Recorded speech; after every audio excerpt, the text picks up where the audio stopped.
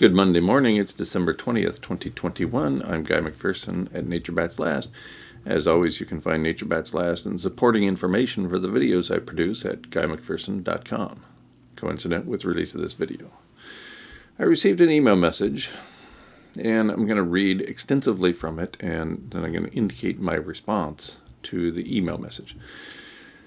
From the email message, I think it would be interesting to hear your views now that Elon Musk is constantly flirting with the richest man in the world title, and everyone viewing him as the savior of the planet, as to how you think about EVs plus solar as our only hope, as does Mr. Musk. And by EVs, I assume he's referring to electric vehicles. Certainly in the long run, if we could power all our vehicles and energy needs by electricity generated by renewable-only means, along with the ample energy storage needed, this might be a solution. But I suspect you feel that we don't have the time, many decades needed to see out this transformation in full. My response here online: not only do we not have many decades, but switching to renewable energy is hardly a solution.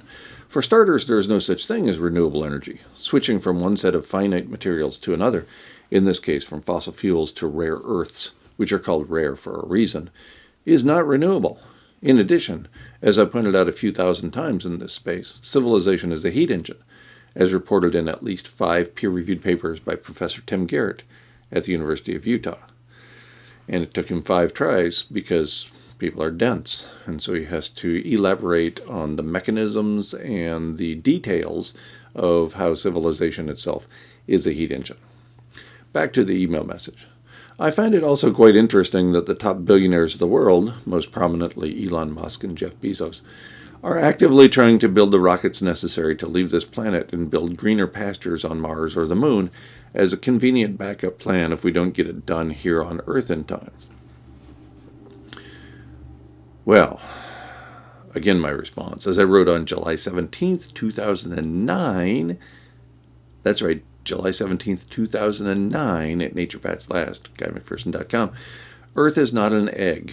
Specifically, in a post titled Earth Egg, I wrote the following: the very notion that we can rely on other planets for resources after we trash this one is ignorant and offensive. I'll start with the offensive part before discussing the ignorant part. First, ethics. Did these people learn nothing in kindergarten? Never mind treating every single thing as a resource, placed here and apparently everywhere, specifically for human consumption. Do they have no problem obliterating the living Earth in the name of economic growth? Do they have no problem committing future generations to hell on Earth as long as they get their share of the planetary pie? Consensus around an ethical argument requires agreement about ethical behavior. Apparently that's beyond us as a species. Onward, then, to the overwhelming technological challenges faced by co-opting the resources of other planets as if they are our own.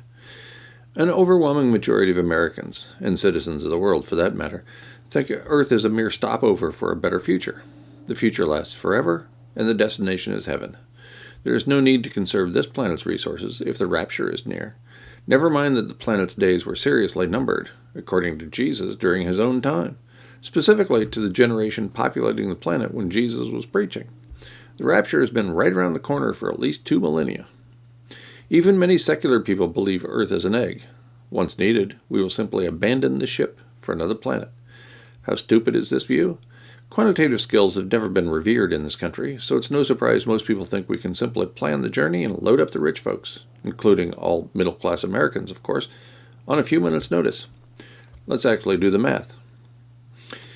Then I do the math.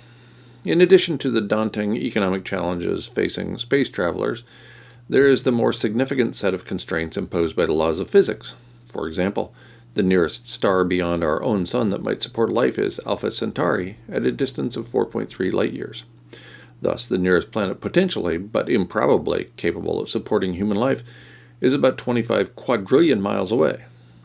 That's 25 million miles. No physicist believes it is possible to travel anywhere near the speed of light. If we could, the 4.3 light-years would be traversed in 4.3 years. Since there is no sunlight to produce energy along the way, the shuttle would have to be modified to carry enough energy to push the vehicle and support the needs of passengers. No reasonable scenarios have been developed to support such an effort. Two additional constraints are obvious, even to me. First, a vessel traveling at the speed of light would be destroyed upon striking an ounce or so of particulate matter. As currently designed, the space shuttle cannot withstand being struck by small pieces of foam at velocities considerably less than the speed of light. If the ship survives the constant assault from small stellar bodies, it likely will accrue mass from interstellar dust. The accumulated dust will significantly slow the ship's speed. Second, there is no guarantee that a planet in Alpha Centauri's orbit will support human life. There is a very good chance that 25 quadrillion miles is merely the first leg of a very long journey. These significant obstacles notwithstanding, the greatest constraints on interstellar travel are based not on economics or logistics, but on human psychology. Given the acute constraints on cargo, people on interstellar flights will have to live with essentially no conveniences. There could be virtually no bathing, water would be far too valuable, no washing clothes, but there would be very few clothes to wash in any event, no food except that absolutely necessary for survival, and so on. Due to the extremely high costs associated with transporting each ounce of material, this would be a bare-bones journey. And because there would be no room for resources or extra bodies, the travelers will have to forego reproduction at least until they find the next planet to colonize. By the most optimistic accounts, this will take many years. More realistic scenarios suggest that finding a new home will require several generations of space travel, indicating that reproductive rights must be restricted for several generations. The people who are willing to make these sacrifices, and who therefore serve as suitable candidates for interstellar travel, are badly needed here on Earth. The people we really need to dispatch are the ones who are unqualified for space travel. They can restrain themselves neither with respect to procreation nor acquisition and use of material possessions. If we're successful, we need to ask the ecologically literate question. And then what? We're still on the brink of ecological disaster here on Earth, and we've managed to export the predicament of ecological overshoot to another planet. And this seems like a good idea? Back to the email message. Then we have Mark Zuckerberg of Facebook trying to convince us all that living in a metaverse will be even better than what we could possibly ever hope for in real life. Maybe that is the plan, started with COVID, that we all need to hunker down, stop our movements as much as possible, working from home, online, etc., as our last-ditch effort in reducing carbon emissions as much as possible until the powers that be can figure this out. Maybe they know what you know, that we have indeed run out of time and need to do whatever possible to reduce carbon emissions as fast as we can, and only a global pandemic would be able to achieve these goals.